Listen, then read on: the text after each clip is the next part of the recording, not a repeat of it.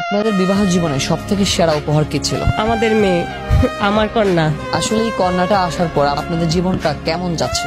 অনেক ভালো যাচ্ছে। একটা মানুষ যে হ্যাপি থাকার জন্য যতটা সুখ প্রয়োজন তার চেয়ে বেশি আমি আমার মেয়েকে পেয়ে পাইছি।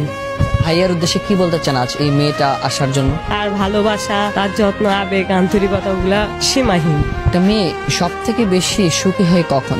যখন তার হাজবেন্ড তাকে তার চেয়ে বেশি ভালোবাসে, আদর যত্ন করে, তখনই।